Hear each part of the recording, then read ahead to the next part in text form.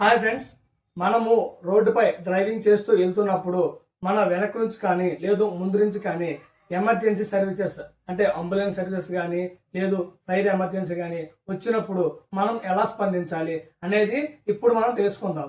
మనము క్యాజువల్గా ఈ ఎమర్జెన్సీ సర్వీసెస్కి త్రాగివ్వడము చాలామంది కూడా హ్యూమానిటీ కింద ఫీల్ అవుతారు.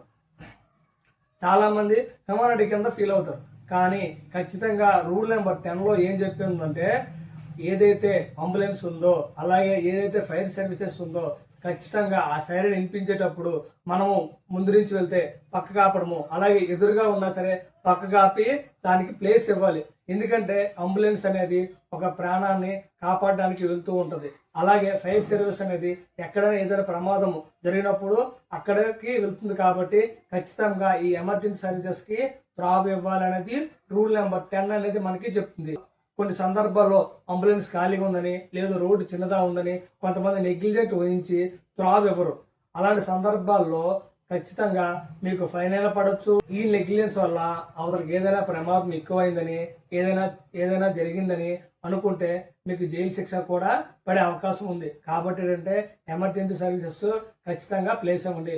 కొన్ని సందర్భాల్లో పోలీస్ సర్వీసెస్ కూడా ఎమర్జెన్సీ వెళ్తాయి. కాబట్టి వాళ్ళకి కూడా మీరు రోడ్డుపై ట్రాఫిక్ అనేది ఖచ్చితంగా క్లియర్ చేయాలి. ఇలాంటి ట్రాఫిక్ రూల్స్ తెలుసుకుని మనం అందరం కూడా సేఫ్ డ్రైవింగ్ చేద్దాం. అవతల వారికి ఇబ్బంది పెట్టకుండా మనము ఇబ్బంది పడకుండా హ్యాపీగా ట్రాఫిక్ రూల్స్ పాటిస్తూ సేఫ్ డ్రైవింగ్ చేద్దాం.